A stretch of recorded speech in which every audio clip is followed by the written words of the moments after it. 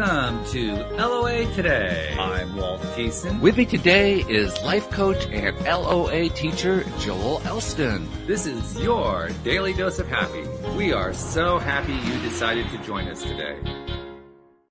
And Joel and I were getting each other kind of built up by laughing at a lot of the crazy stuff going on in the world today, which is probably an important thing to do because we're going to address a topic that initially starts off in a rather rough space. And so it's always good whenever you're going to look at something like that to do something from a high vibe place. So Joel, I think we did a good job in the pre-show, in the green room, kind of getting ourselves into a good place to talk about this. Sure. And as I was telling you, I in the audience, because what we're going to be talking about will have some, pretty rough things to hear in the beginning, but by the end of the show, we're also going to have some really good stories that, sort of maybe will counteract some of that. Which is a good thing, a very good Yes. thing. Now, this all comes out of a post. You posted something that made me aware. I had no idea that November is National Adoption Month until I saw your post. So Thank you for making me aware of that. And I think I have a pretty good idea of why you posted that one. But why don't you bring people up to speed? For those very few people, probably like 3 who are listeners who have never heard your story about all the different roles you played in adoption. Just give people a background about why it is that adoption is such a big thing for you. Well, one of the things that, I've always been concerned. It always seemed very sad that we had children in the United States that just had no family and they were placed into foster care. And that was something that was always really sad to me. And, I had a lot of struggles with addiction in my 20s and, I never got married and had a lot of crazy relationships, but I always pictured myself being a dad. And one of the things that happened in my recovery is, I started working in the field of addiction, and then I started adding, I got other things going on. And at one point I was volunteering for an agency that, was for foster parent training. And they would use foster care. They'd train people to be foster parents, and then the kids would go into their home. And most often you try to transition them to adoptive parents. And, on any given day, there's hundreds of thousands of kids in the United States foster care system that are waiting for their permanent home. They tend to be the ones that are hard to adopt, tend to be 10 years older, or with special needs. And, so there's a lot going on. So and I won't do the whole story, the whole TJ story, but, TJ, my son that I adopted from foster care, his case came before me while I was working for doing some volunteer work for this foster care agency. And through a huge chain of events, I ended up adopting TJ. And, that's one of my favorite stories to tell, but that's not what we're doing today. Sure. And so as I started looking at the system, I realized just how screwed up the system was. TJ was in 17 different foster care placements in a 24-month period. And, wow, that's just crazy.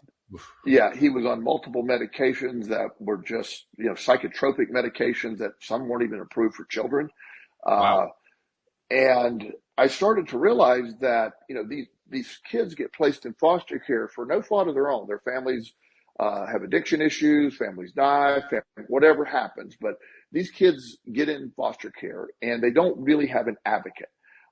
There's people, foster care caseworker could have up to 60 kids on her caseload. And so she can't manage that. And there are some really nice foster care parents out there. And there's also some foster care parents that do it for the money. And there's also some foster care parents that do it for really, really disgusting reasons as well. Wow. Yeah. So, the system does its best to weed out those people, but you can't always get everybody. And so kids that go into foster care, have for a period of time, girls have almost a 88% chance of being, sexually abused, and the boys up to 75%. That's a mind-blowing number. Yeah. So as I started learning more about foster, and TJ was doing fantastic. One of the first things I did was get him off all the medications that he didn't need to be on of them. He did need a little bit of stimulant medication, but the rest of it was it just was, he was miserable. He was taken from his family, and they just kept trying to zone him out, and he just he was rebelling against the system. So TJ thrived under me. Um, and after TJ was with me for a year or two, I ended up adopting another son, Chris. Mm-hmm. Chris was in foster care with his, he had a younger brother, and they just weren't placed together because their behaviors were so enmeshed. So I adopted Chris, and he did real well. He didn't have as much. I didn't have as much issues with him, earlier with TJ, but I also saw how the system sort of, pass these kids along, and just Right. the doctors they would see. And I'm not being judgmental. I guess I am being judgmental, so let me tell you ahead of time. But the psychiatrists Honestly, how they about would that? see, yeah, I'll be judgmental. These are not the psychiatrists that sit down and talk to a kid. These are the psychiatrists that never even ask the kid a question. They'll ask, okay, what's going on? Well, he's acting oppositionally. So I'll give him an oppositional defiant disorder diagnosis. I'll do this. He's this. So here's these 5 medications for this kid. And they're in and out in 7 minutes. The doctor charges the state $150 for that appointment. Wow. So also the system is messed up in a way that also just with that, the continuous timeline, just a few years ago, 2016, I adopted my son, Justin. He was 10 in foster care. He's still with me. He's doing fantastic. And Right. he's in a senior year in high school. So he's great. Just turned 18, I believe. Yes, he just turned 18. And Right. yes, he's at his girlfriend's right now. So he's doing the 18-year-old world. So it's really cool to see him. He's just thriving. But when I got Justin, I got a call from the disabilities board. I didn't know what they wanted. And they were like, well, we need to give him, and I forget the term, but they were going to, the amount of money, the stipend they pay me or offered to pay me was based on how disabled or how many problems Justin had. So the lady was saying, I said, there's nothing wrong with this kid. He's fine. She goes, no, Mr. Elston, we need to, his ADD's bad. Is he depressed? And I go, no, his ADD's under control. I'm sure he's a little depressed, but the kid's right. And she kept trying to talk me into, well, if we have more things, you can get more money. And I go, wow. I don't need or want any money, but yet there's a stipend you get based on how disabled they are. And also, when they're in group homes or they're in traditional or therapeutic foster care, the higher that rating is of how disabled or how damaged or how problematic they are, the more the system pays the people to take care of them. So there's a built-in bias to make these kids sound much worse than they are. Wow. So imagine a foster care of somebody that's not doing it the right way. They have 3 foster care kids in their home, and they can go in and say all these things are wrong. This kid's really defiant. He's doing all the things. The doctor then will medicate them to match what they're saying. Then they'll raise the amount of money that the people get, and it can be substantial. Wow. And oh my God. So the system is set up to make these kids look as bad as possible. They put these dangerous psychotropic medications that really screw up their brain, and they're not treated well. They have nobody to advocate for them. So I realize that the system is so bad, and nobody is out there. There's, when I say nobody, of course, there's people trying. Sure. And I run across some really good caseworkers that are trying really hard. But when you have an overwhelming caseload, and not every caseworker really cares, the turnover rate at social services is outrageous. It's very stressful. The adoption unit is very difficult to work in. The turnover rate is, so you can have, a worker, it change over 3 or 4 times, and when one person leaves, let's say you have 35 kids on your caseload and an adoption worker leaves. Well, that caseload distributed among the other 4 people in the office, and that happens. And now they increase the caseload. The kids aren't given, any really consistent, advice, or they don't have anybody they can really depend on. So the system is so destroyed, and we have people advocating for many things, but there's nobody really advocating for these are hidden kids. They're, they're everybody's like, oh yeah, well yeah, we got foster care kids, but they just don't understand how bad the system is for them. Foster care kids that don't find their permanent home, males in particular, there's a lot of stats here. And I'm gonna use generalized stats because I was trying to get some exact stats here, and they're all over the place, so I don't want to be misquoted and saying I'm wrong. Mm-hmm. But males who age out of foster care and they don't get any transitional help, they have a 74% to an 84% increase in going to jail than the average child that turns into an adult. So one of the first things that happens is they can't get a job. They're put out on the streets and they can't get a job. There's not many ways for an 18-year-old with no experience to make money. And it's usually selling drugs. It's usually sexual. It's usually or whatever, but it's not, they're not going to college and they don't have the backup of parents. These kids are just out there, and their behavior at that point probably is criminal. And so they're just all a bunch of criminal kids and they end up in jail. And they often have a much greater reduced lifespan because they're just, there's no connection. They're not taking care of themselves. They're in and out of jail. The girls that are in foster care that age out of the system almost overwhelmingly end up in prostitution. They get pregnant. They have another kid that's put into foster care, is taken from them, and these cycles just keep repeating over and over and over. And again, we have no one stepping in where the average, like you said, nobody even knew it was National Adoption Month.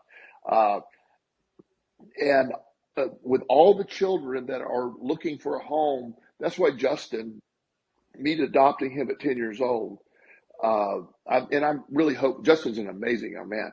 And I really hope somebody else would have come along. But statistically, if somebody didn't come along, he would not be having the life he has today. And that's very sad. And so the idea that we certainly need to work on this, here's a stat that blew me away. If just one family, and the reason I use churches is churches are often, very pro-life, they call them. So I respect their beliefs. So if you're really pro-life and you really want to save a life, if one family in 1 in 5 churches were to adopt one kid out of foster care, all the kids in foster care would be adopted. We'd have no backlog. Wow. None. Wow. So I'm always challenging. Yeah. So I actually go to churches often. I haven't been doing it as much lately, but I've not only have I adopted 3 children from foster care, but I have over 40 children. I have been, and I'm not claiming me, but me and other people have worked to find adoptive homes. And, while that's a drop in the bucket, that's 40. It's still, that's an achievement. Yeah, it's 40, and it just, those lives are changed, and and they're gonna, any future kids they have are going to be changed. So if you look at sort of the expansive effect of that, you're sort of like the butterfly effect from that. It's life changing for a lot of people down the road generationally. Right. So, trying to advocate for these kids and trying to make people be aware. So most people think, well, I don't have any money. I'm single. I'm divorced. I'm gay. I have an apartment. I have, so I can't adopt. I'm too old. And the truth is that other than being a pedophile, there's no real barrier to adopting a kid. There are crimes. Robbing a bank or something, a violent crime, can be a barrier. However, if that's 10 years ago and you've turned your life around, that possibly could even get a waiver and do that. So you don't have to be a perfect person. I mean, again, Walt, they let me adopt kids. I mean, wow. So, that's like, they let Joel do it. The way you say that, it sounds like you're like the last gasp choice, but that's not the case at all. But I mean, it's possible. But the idea though, that people, they say, well, I couldn't do that. Well, first of all, it's free to adopt from foster care. It's free. There's no cost to that. Most states provide a pretty substantial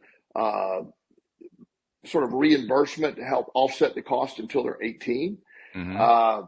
There's a lot. They get free Medicaid, which the really good stuff, Mm-hmm. complete medical coverage and dental coverage and everything until they're 18. Mm-hmm. So they come with a lot of things that help offset what people perceive barriers. One of the more enlightened, I guess enlightened the word. There was a lady in South Carolina that she was a volunteer for foster care work. She was a 62-year-old female, white female. And that's relevant here in a minute.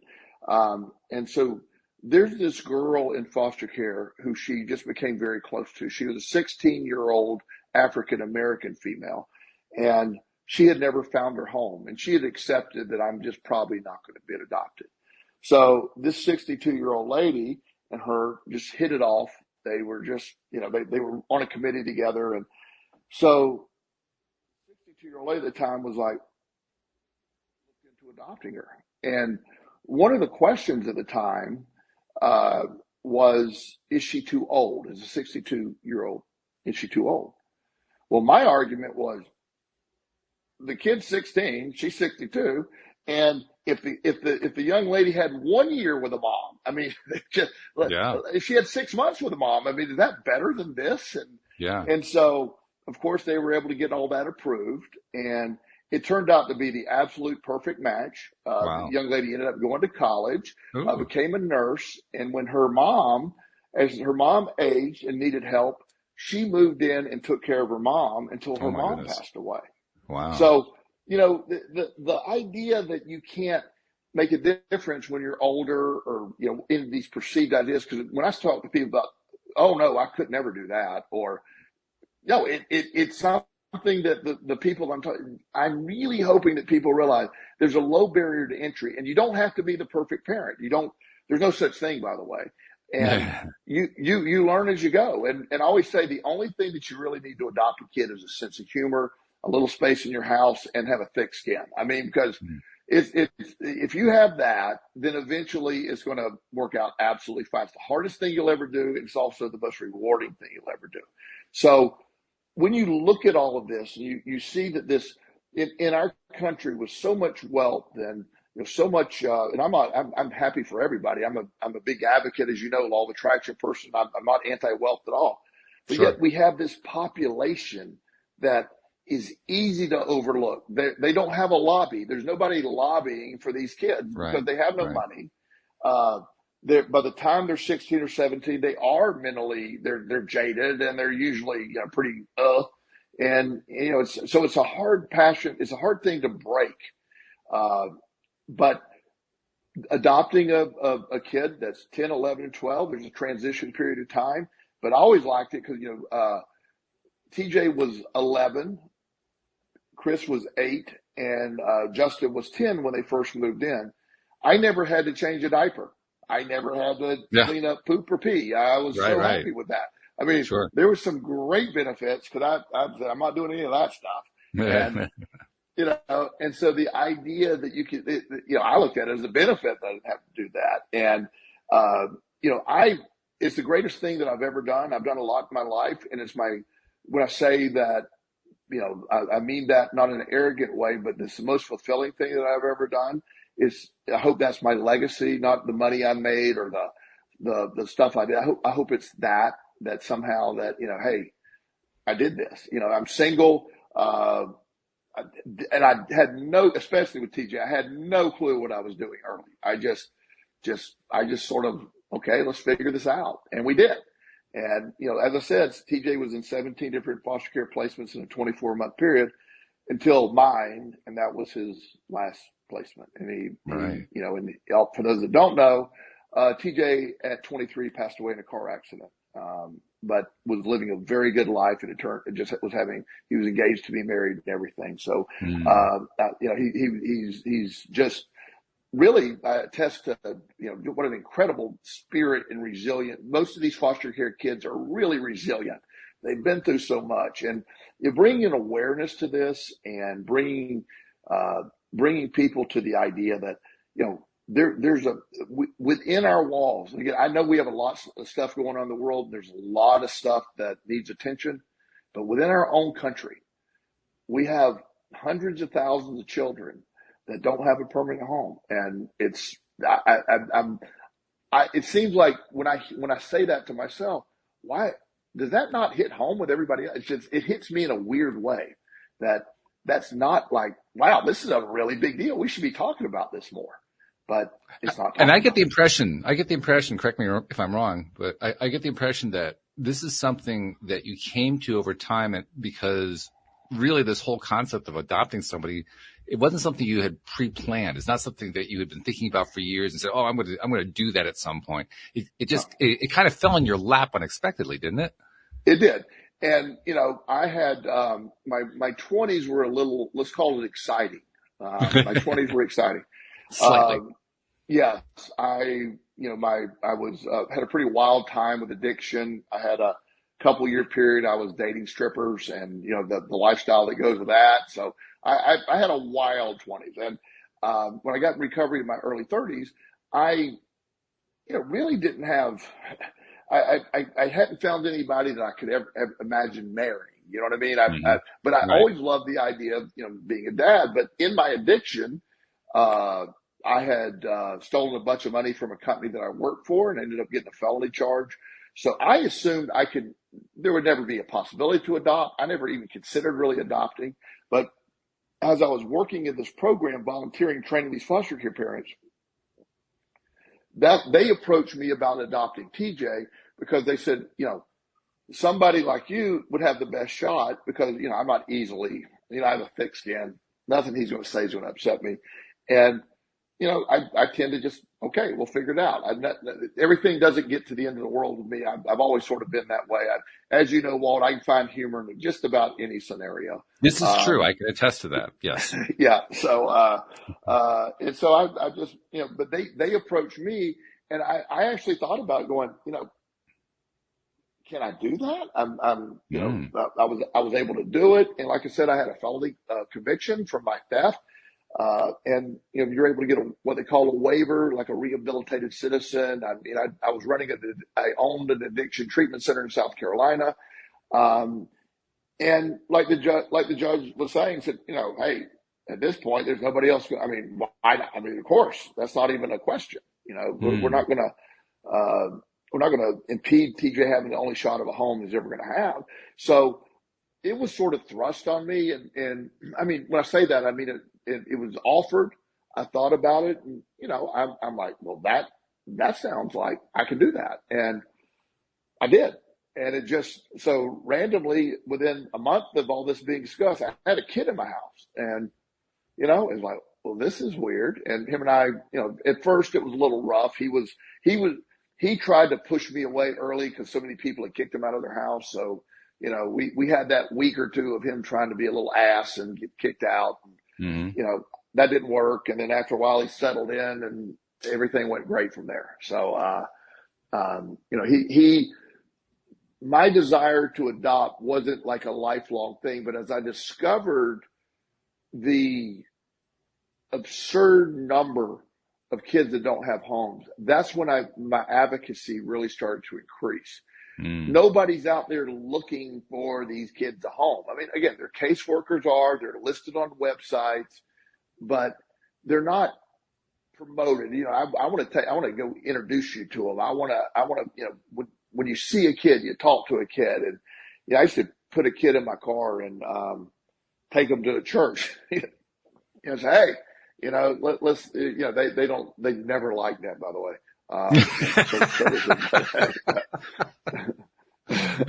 So you always were really good at making friends and influencing people. That was like top of your list. Yeah. And so, over the years, whatever it takes to help find these kids, a lot of my friends that have gotten older, I've had one of my favorite adoption cases is I lived in South Carolina. So a lot of this took place in South Carolina several years ago. So I met this dentist at the gym. He's a really nice guy. And I wasn't in South Carolina when this happened, but as we got close, he told me that when he was younger, his daughter at 17 was killed in a car wreck. and him and his wife were devastated. And so, that was something. I wasn't there for that event. Well, a few years after I found out that information, it wasn't my plan to do this, but there was this girl that her parents were killed in a car wreck, and really bright girl, honor student. She's 16, had no immediate family, and I could not have her going to the foster care system because it's a crapshoot on who you get. You know what I'm saying? Right. So I literally showed up at the house of these people, and I said, I got the craziest idea. And I laid out everything, and they were like, no, we could never do that. I just kept talking. I said, I'm about to, if I can get an emergency placement here. This girl, I cannot have her spend a night at a foster care home. She just, I can't take that chance. So I literally begged them. Excuse me a second. I just need to, ask you to keep telling the story. My browser just froze up, so I need to exit the browser and come back in about 30 seconds. So just keep telling the story, and I'll be bouncing back in momentarily. Okay, great. So I kept talking to them about, please, would you do this? They agreed to do it. We got them quickly approved, and the process was relatively smooth, especially when everybody's motivated to do the things the right way. And they got her into technically their foster parents at first. They immediately applied for adoption. It was an expedited process. So this family, in an amazing way, they ended up adopting this young lady. They lost their daughter. She had lost her parents, and she eventually ended up going to college. She became a dentist herself. And so, again, that was a story that really hit home. And what happens if there's not somebody there to advocate as strongly, and not, if she would have gotten just put into the system and never got adopted, her life would have gone in an incredibly different way. So to me, it's most important that we gotta, I wish more people were advocating, more people would consider adopting. If you can't adopt, let's figure out a way to promote kids that need homes, and not look at the stigma. Yes, I have people that will often say, well, if I adopt, I don't know what I'm going to get. Well, if you have a baby, you don't know what you're going to get. It doesn't, there's no possible way of determining that. But also, if you look at what more purpose could there be on life to, be an advocate for these young people that just have no one to advocate for them.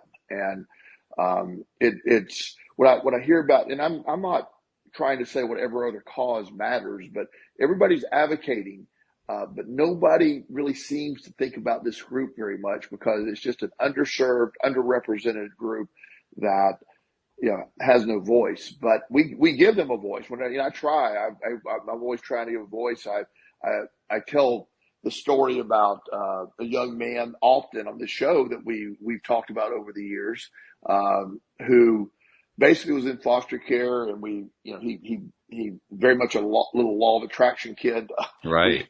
It was an incredible story how he turned his life around, and he was eventually adopted by a family, and he's in college, or about to be in college. I haven't talked to him in a while.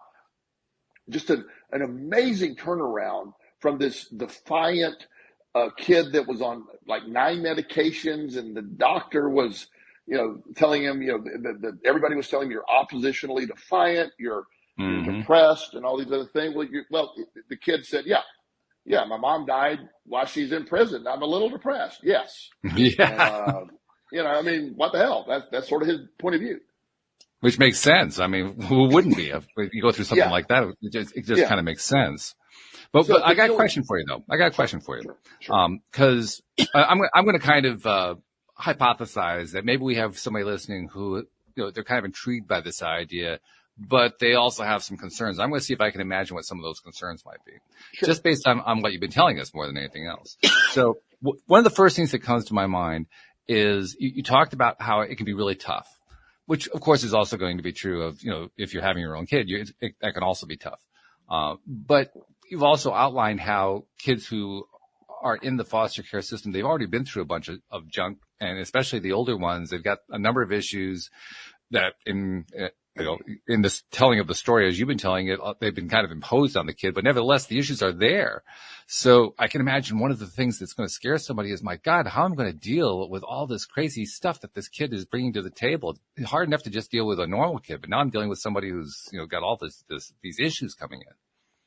That's a great question. And the process that I like to recommend, because that would be one of the first things that I ask too, is everywhere that I'm aware of, so I'm assuming it's nationwide, but there's regular foster care, which is run by the state, and then there's a thing called therapeutic foster care. No. If you go through a therapeutic foster care to get approved, that comes with a team of psychologists and therapists, and they have your back. They help set appointments. They help deal with all this. They not everybody is prepared to deal with there's going to be some psychological, trauma, even in something happy like an adoption. The adoption, while certainly is a joyous moment in my world 3 separate times, I'm also aware that adoption is the destruction of another family too. So while they lost one family, they gained another family. So I have to honor that's there. So having a team, and I'm pretty well trained, so I don't necessarily need a therapeutic, but I still went use the therapeutic foster placement to get everything in place with Justin. And they do all the paperwork. They do everything for the adoption. I don't have to do any of that stuff. Cool. And I certainly had influence, because I let them know that he's getting off all these medications. And so it isn't like they're going to say, we're going to override you on that, but they helped me do all that. And okay, I changed doctors immediately.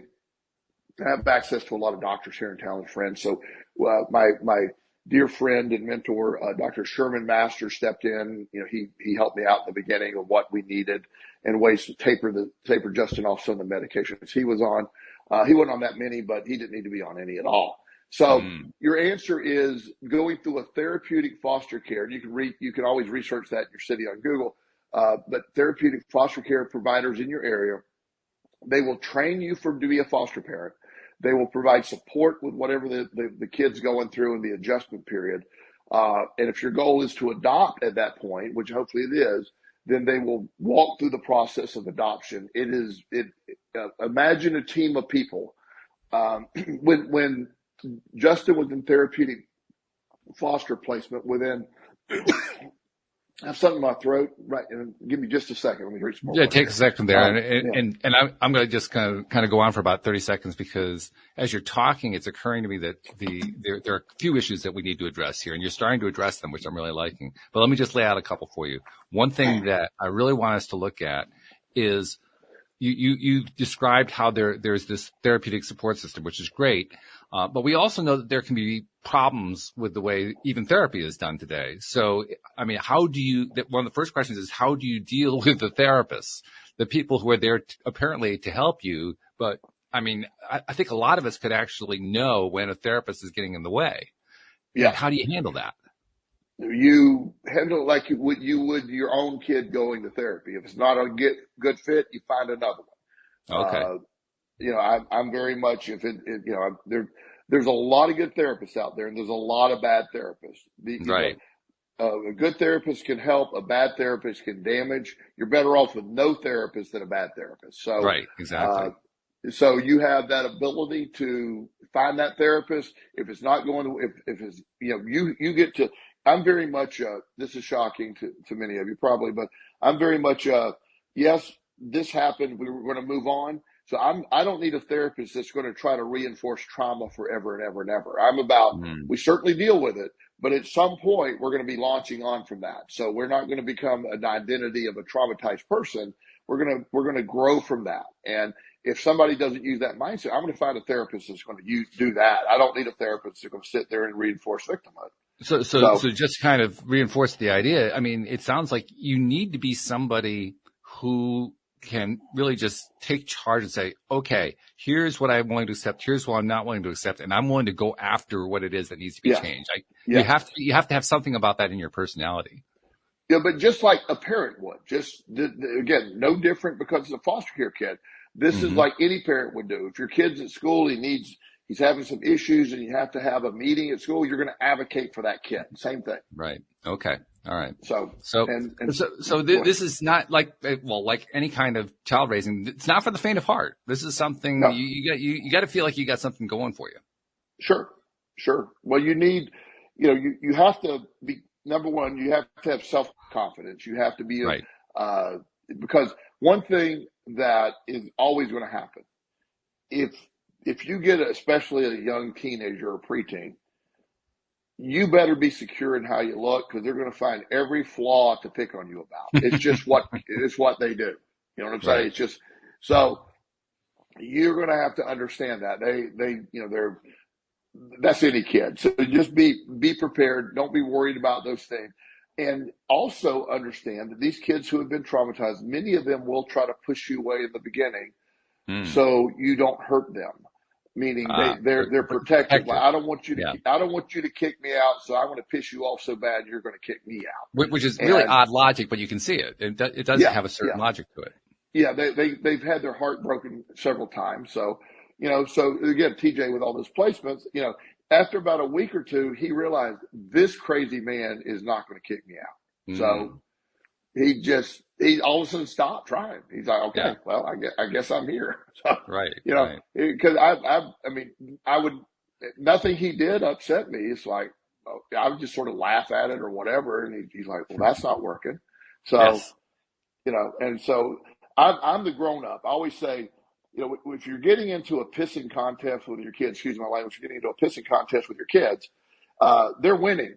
I don't do that. I just, if they drag you into an argument, they won already. You're the grown up. They're the kid.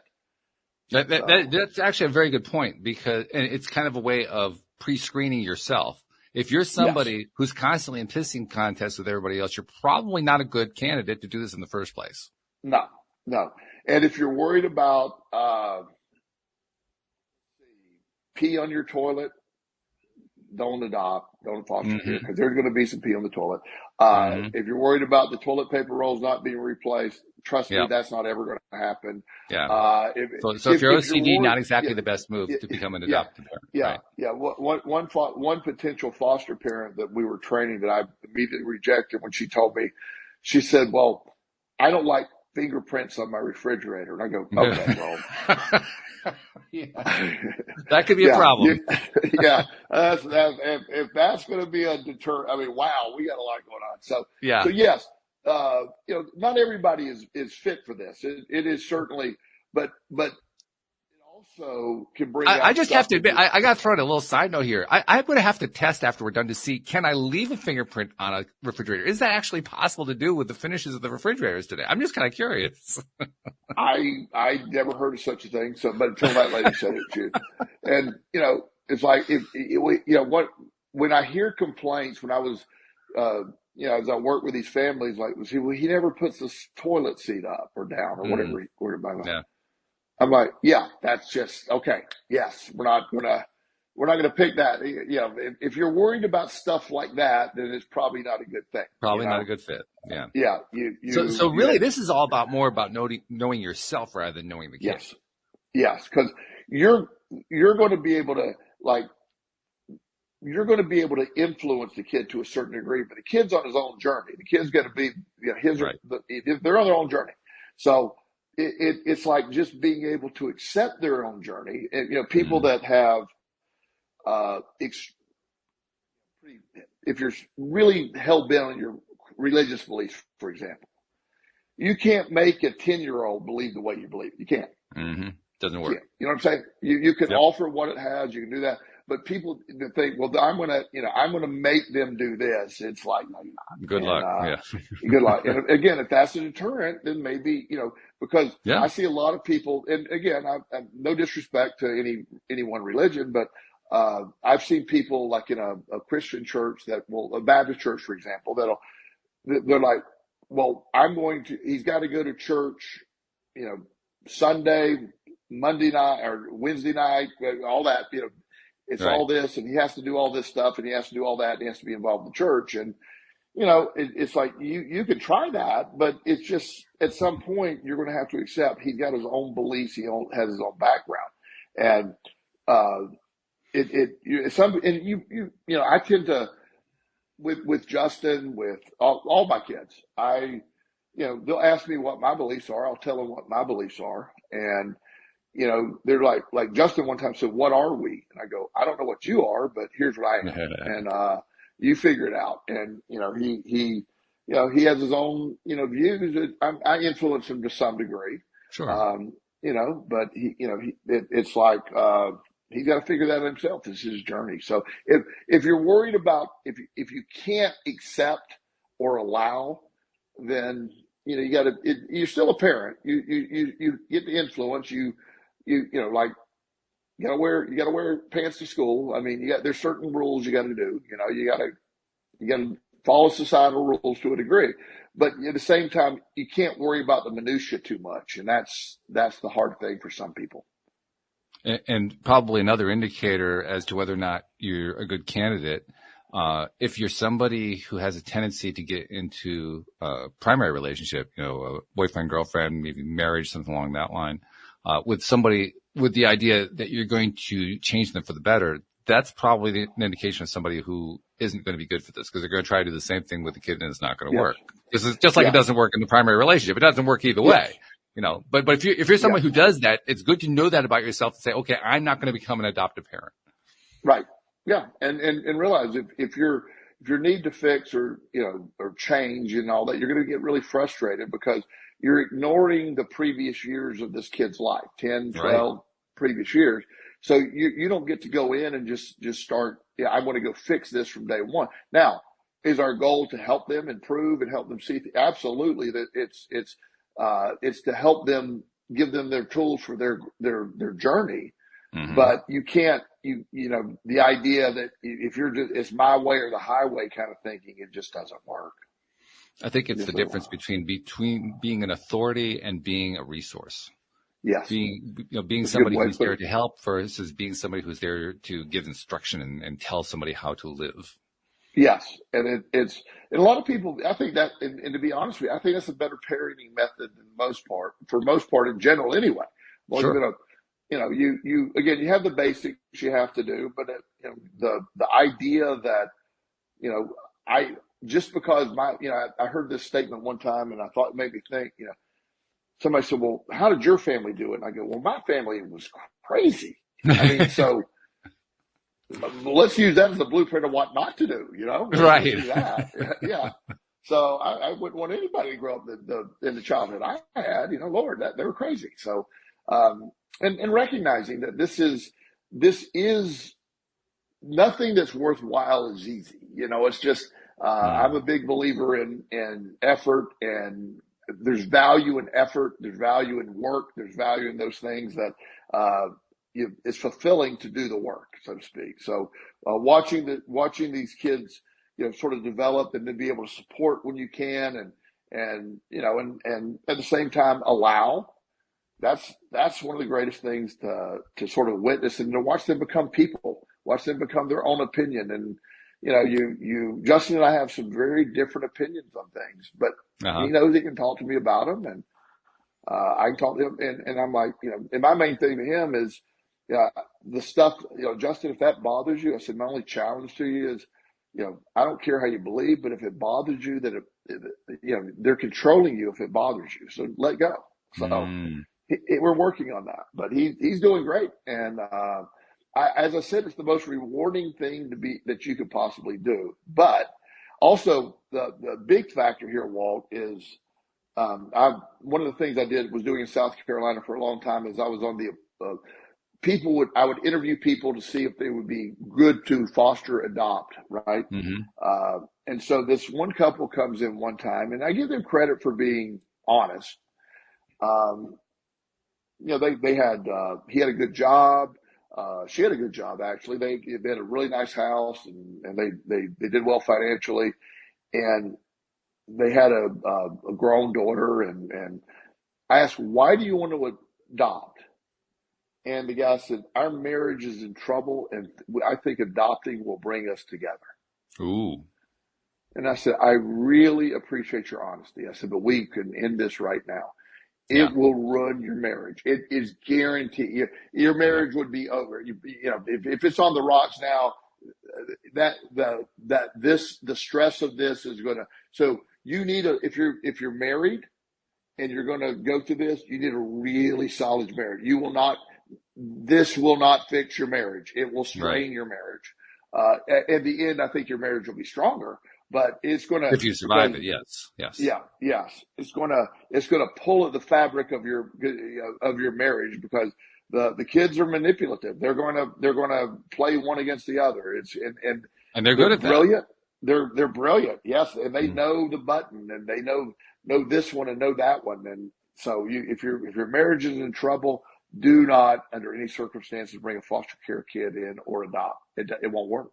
Okay. So we've identified a few different ways to, in a sense, rule yourself out if you're somebody who needs to be ruled out. But let's assume for the sake of discussion that we're still talking to people are listening who don't get ruled out by the things we've talked about so far.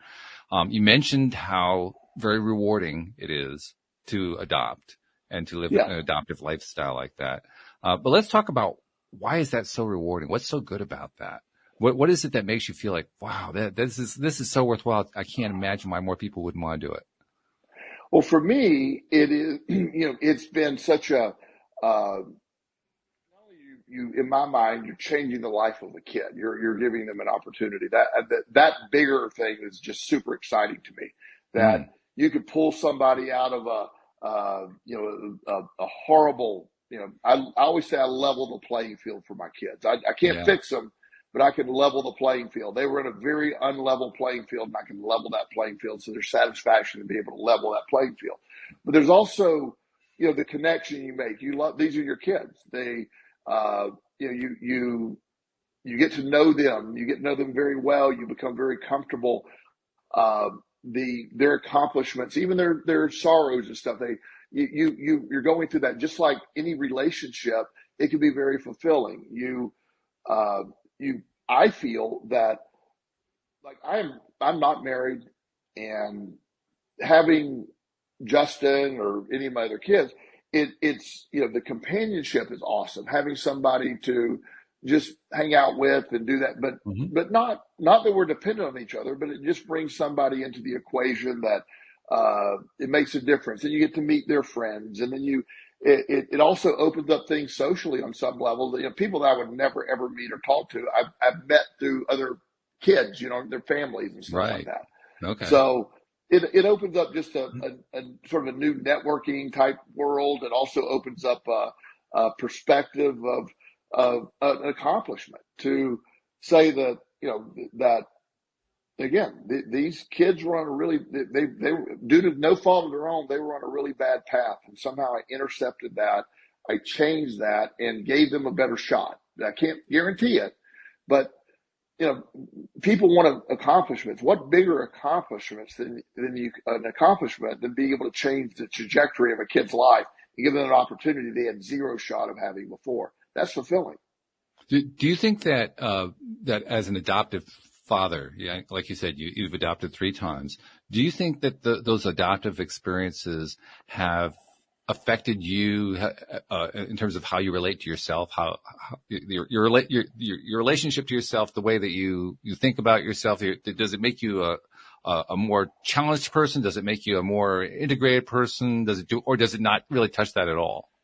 I don't know if it changes me as a person, but some of my perspectives have changed. And I'll give you a story that I may have shared this recently on the show, but it's more pertinent now. So uh, it it's helped me develop as a person in certain areas of what weakness would be. And um, when TJ was 14, uh, he pulled up at the house in the back of a police car, and he had been caught at the park with a bag of marijuana.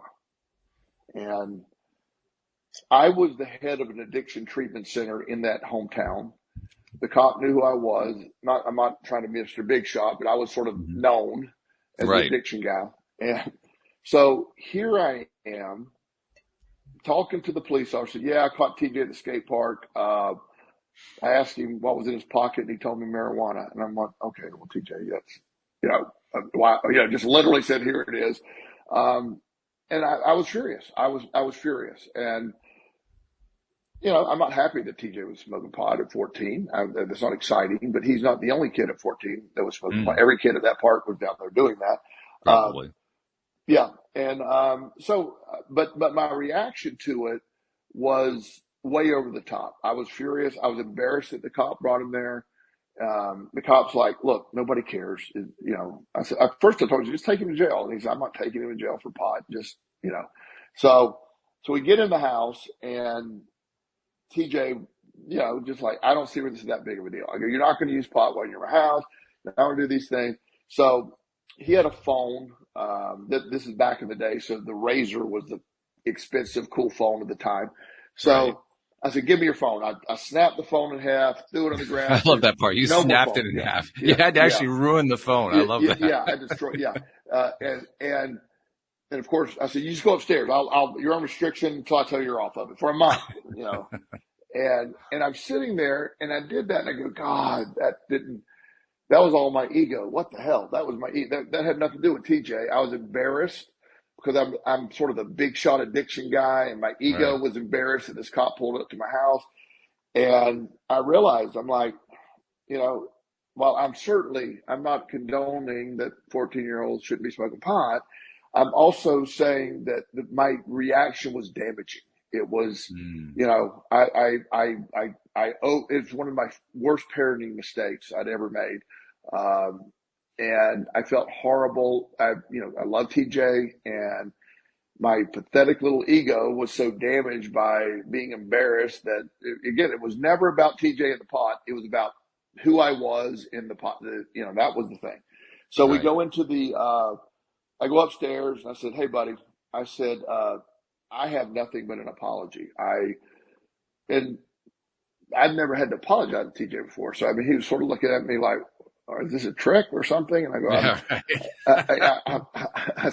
I said, look, the pot, no, stop that. And you can't bring it home. And why would you just hand it to the cop saying, we have so many things to talk about. You don't say, yeah, I got pot in my pocket. I mean, you don't, there's a whole bunch of things we need to talk about. But, you know, the idea, when I got so angry at you, it's because I was worried about what other people thought. And I love you more than I care about what other people think. So I'm sorry I acted that way. I'll promise I will try hard, never do that again. I'll get you a new phone tomorrow. And you accept my apology. And he goes, of course, I never heard a grown up apologize before. And I said, well, I'm really wrong. I'm really wrong here.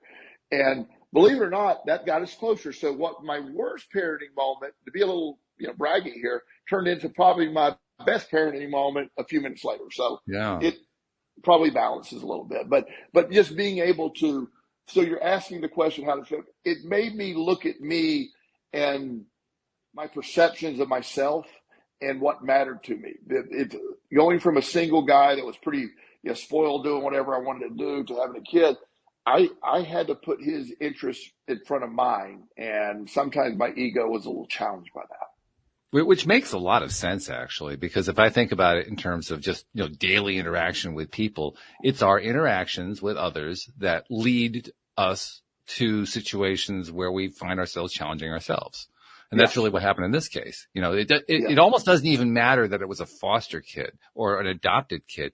It was a person in your life. And that happens all the time with us. So what I think we can kind of draw from this is adding an adoptive kid into your life is adding one more person for you to interact with, to help, to grow from, to basically have all the same kinds of experiences you have with other people that you have in your life. It just happens to be an adoptive kid. Yes. And so I really equate that a lot to my growth, having to, and mine was mostly ego stuff. And so it helped me a lot with sort of adjusting my ego and my beliefs that somehow, you know, like, wait a minute, I'm acting this way, you know, at responding against my child or being loud and screaming at child because I am worried about what some random cop thinks, or, you know, what if it gets out? I remember saying, what if people find out about it? And I'm going, what if, I mean, do you know my story? I mean, What, why am I worried about this now? I didn't like it. Right. Of all the things I've done, that didn't move the bar. TJ having pot. Um, so I really think that with each one, I had to learn more patience. I had to Mm-hmm. accept, again, that statement earlier. There's a lot of times that I have to accept this is their journey. It's not my journey Mm-hmm. for them. I can offer advice. I can be there. Like with Justin, him and I will have some really good conversations. He had a dilemma that when he was 18, he came to me, and it was a really, really great moment. And he goes, I don't know what to do. And I said, well, you're 18. I can't protect you from the consequences of what happens anymore. I mean, but I can give you advice. I think if you make a decision based on what you're making a decision on, what is in your best interest? What could happen? And it was we had a wonderful conversation. I didn't tell him what to do. He said, so it's really my choice. I said, this is your life, buddy. I love you, and I expect you're going to make the right decision. But no matter what your decision, I'll back it. But the consequences, if it goes wrong, will be yours to deal with. And I can sit there with you for the consequence, but I can't accept it. And explain, until you're 18, I got your back. Nobody's in my county is going to do it. Like if we go to court and, I got you covered. Don't worry. But 18, they don't listen to that anymore. Right. Yeah. So what I'm taking away from this is it's really not significantly different after all from having your own kid.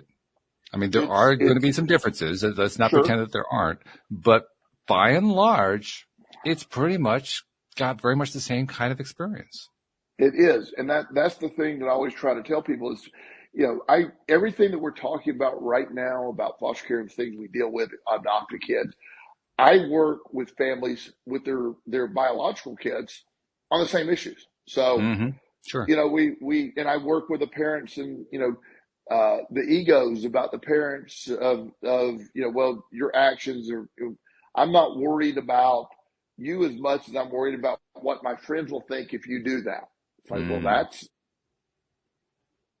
time. Oops. And so apparently we lost all together. Before it was me getting knocked around and I had to remove myself. Now it's Joel removing himself here. So let's see if we can get him reconnected. It'll be about a second. There he is. Okay, now he's back. Yeah, there he goes. Okay, so that was weird. But I'm just so much of a believer that we're put here for our journey. We come here for a journey, and if you really want to experience life fully, be able to approach it, there's no better journey than going this one. I feel like I have. If you look at the entirety of my life, and there's a lot that went wrong early, and we can all agree on that. But I don't think that anybody has ever lived just a more. I lived life. I have lived life. I'm still living life. But I have really had all aspects, and adopting kids is way up there in my greatest accomplishments in my mind. Wow, and I just feel like it doesn't make up for the crap I did earlier, but it's just sort of it shows the person that I've become. And I'm never claimed to be a perfect dad, but I have to admit I'm a pretty good dad, and I imagine you are. Yeah. And so and that's something I'm proud of. And there's really nothing I'd rather be known for. I've done a lot of things, have a lot of accomplishments, but, being a good dad and also just being a good parent when you're wrong, admit it, that's with your kids too. It's just, such an amazing thing. So if you're of the mindset and you want the biggest challenge, of your life, but also to me, the greatest reward, looking into it, there's all types of kids available. There's you can choose what race you want, what's available. Just go, just consider it. It doesn't hurt to look into it. As I said, a therapeutic foster care program. All you have to do is search that term. There'll be several that pop up in your city and research it. Just researching it doesn't have any requirement attached to it. If somebody is considering something like this now that they've listened to this episode, and they wanted to talk to you, to ask you some question that Walt hadn't thought of, are you happy to talk to somebody about it? Absolutely. Best way to reach me, my email address is joelelston@gmail.com, my name at Gmail. my phone, is on silent all day when I'm in sessions, but I see my emails every day. I would Right. certainly respond to that. I could set up a call with you when to talk about it, but the best initial reaction is joelelston@gmail.com, and I would love to do that. And if you forgot it, Walt would even forward to me. You could send it to Walt Absolutely. too. Yeah. So, yeah. Yeah. Yeah. If you forget Joel Elston at Gmail, just send me a note and I'll make sure it gets to him one way or another. Yeah. I promise. Because that's one topic that, I really appreciate your offer tonight to have this as the topic, and you thought of this. It was just, I don't ever get to advocate for this on, in this sort of forum. And this is not our normal law of attraction, but at the end of the day, it's something that I think is worth the forum to at least be able to talk about it. Well, you know what? I think actually it is our normal law of attraction in the broader sense that I now look at that subject, particularly over the last 1,500 episodes, because after the first 500, I felt like I'd pretty much covered it. But I wanted to keep the conversation going, and I recognized that law of attraction is really in every aspect of our lives. So this is just another aspect of our lives, and therefore it is part of the conversation. It is. And I also influence my kids a lot. You can imagine, I probably talk about the law of attraction quite a bit with them, and More how than they that want, works. maybe. Yeah, something. So one of my funny stories with Justin. Okay, so in my house, I have hundreds of the copies of The Secret around over the years. I've given away thousands of the book, The Secret. I think The Secret is a great introductory concept to the law of attraction. I love to hand them out freely. Right. So Justin has seen these piles of books here. He's heard me talk about this. He's been to talks I've given. And so one day he comes home and he's like, yeah, my girlfriend told me about this book, The Secret. Have you ever read it?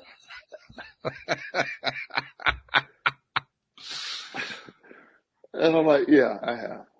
Right? Thanks. Glad you have too. Yeah.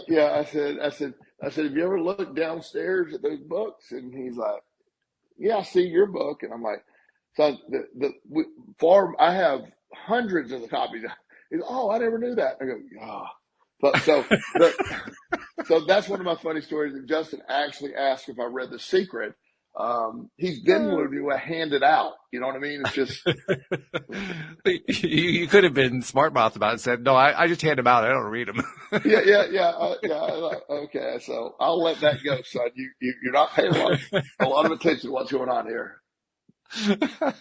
That's a fun way to end the show. I really love that. So thank you very much for that. One thing I do want to mention this to you though, because in the past numerous times on the program, both with you on the program and with others as my co-host, I've mentioned how you helped those 40 plus kids get their forever homes and how important it was that they get them, because otherwise the odds were really, really against them.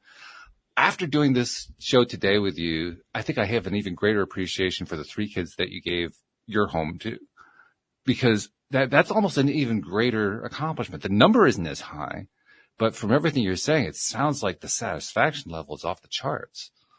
Yeah, it's again, I think it's my greatest accomplishment. I really do. Yeah.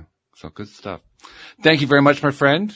As usual, we had a wonderful topic. We really did it today. Good stuff. And thank you to our podcast listeners everywhere. We'll see you all next time here on LOA Today. Goodbye, everybody.